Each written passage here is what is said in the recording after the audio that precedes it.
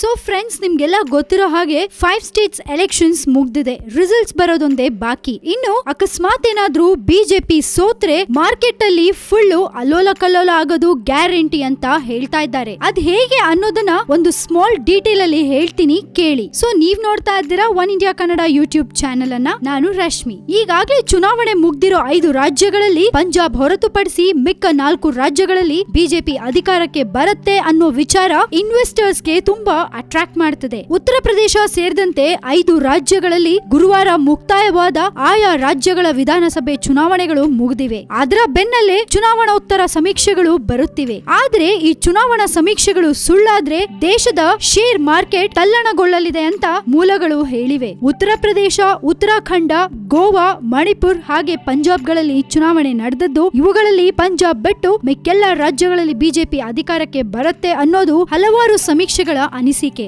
ಆದ್ರೆ ಈ ಸಮೀಕ್ಷೆಗಳು ಕೊನೆ ಕ್ಷಣದಲ್ಲಿ ಉಲ್ಟಾನೂ ಆಗ್ಬಹುದು, ಅಥವಾ ಆ ಸಮೀಕ್ಷೆಗೆ ವ್ಯತಿರಿಕ್ತವಾದ ರಾಜಕೀಯ ಬದಲಾವಣೆಗಳು ಕೂಡ ಆಗ್ಬಹುದು. ಸಹಯೋಗವು ಮಾಯಾವತಿ ನೇತೃತ್ವದ ಬಿಎಸ್ಪಿ ಪಕ್ಷದ ಬೆಂಬಲ ಪಡೆದು ಸರ್ಕಾರ ರಚಿಸಿದ್ರೂ ಅಚ್ಚರಿ ಇಲ್ಲ. ಆದ್ರೆ ಹಾಗೇನಾದ್ರೂ ಆದ್ರೆ ಮಾರ್ಕೆಟ್ ಅಲ್ಲಿ ಖಂಡಿತ ಅಲ್ಲೋಲ ಕಲ್ಲೋಲ ಸೃಷ್ಟಿಯಾಗತ್ತೆ ಅಂತ ಇಲ್ಲೊಂದು ವರದಿ ಹೇಳ್ತಾ ಇದೆ. ಇನ್ನು ಮಾರ್ಕೆಟ್ ಅಲ್ಲಿ ಯಾವ ರೀತಿ ಅಲ್ಲೋಲ ಕಲ್ಲೋಲವಾಗುತ್ತೆ ಅನ್ನೋದು ನಿಮ್ಗೆ ಹೇಳ್ತೀನಿ, ಕೇಳಿ. ಚುನಾವಣೆ ಮುಗ್ದಿರೋ 5 ರಾಜ್ಯಗಳಲ್ಲಿ ಕನಿಷ್ಠ 4ರಲ್ಲಿ ಬಿಜೆಪಿ ಅಧಿಕಾರಕ್ಕೇರುತ್ತೆ ಅನ್ನೋದನ್ನ ಗಮನದಲ್ಲಿಟ್ಕೊಂಡು ಹಲವಾರು ಕಂಪನಿಗಳು, ಬಂಡವಾಳಶಾಹಿಗಳು ಆಯಾ ರಾಜ್ಯಗಳಲ್ಲಿ ಇನ್ವೆಸ್ಟ್ ಮಾಡಕ್ಕೆ ತುದಿಗಾಲಲ್ಲಿ ನಿಂತಿದ್ದಾರೆ. ಅಲ್ಲದೆ ಬಂಡವಾಳಕ್ಕೆ ಸಂಬಂಧಪಟ್ಟಂತೆ ಸಮ್ಮಿಳಿತವಾಗಿರುವ ಹಲವಾರು ವಿಚಾರಗಳು ಬಿಜೆಪಿ ಅಧಿಕಾರಕ್ಕೆ ಬರೋದನ್ನೇ ಕಾತರದಿಂದ ಎದುರು ನೋಡ್ತಾ ಇದೆ. ಹಾಗಾಗಿ ಬಿಜೆಪಿ ಸೋತ್ರೆ ಶೇರ್ ಮಾರ್ಕೆಟ್ ಕಂಪ್ಲೀಟ್ ಆಗಿ ಬಿದ್ದು ಹೋಗುತ್ತೆ ಅನ್ನೋದು ಹಲವರ ಅಭಿಪ್ರಾಯ. ಅತಿ ಹೆಚ್ಚು ರಾಜ್ಯಗಳಲ್ಲಿ ಬಿಜೆಪಿ ಅಧಿಕಾರಕ್ಕೆ ಬಂದ್ರೆ ವಿದೇಶಿ ಬಂಡವಾಳನು ಗಣನೀಯ ಮಟ್ಟದಲ್ಲಿ ಹರಿದು ಬರುತ್ತೆ ಅಂತ ಹೇಳಲಾಗಿದೆ. ಮೇಕ್ ಇನ್ ಇಂಡಿಯಾ ಯೋಜನೆಯಡಿ ಆಯಾ ರಾಜ್ಯಗಳಲ್ಲಿ ಬಂಡವಾಳ ಹೂಡಲು ಕಾತುರರಾಗಿರುವ ಹಲವಾರು ವಿದೇಶಿ ಕಂಪನಿಗಳು ಬಿಜೆಪಿ ಬಂದ್ರೆ ಹೆಚ್ಚು ಅನುಕೂಲ ಸಿಗುತ್ತೆ ಅನ್ನೋದನ್ನು ನಂಬಿಕೊಂಡಿದೆ.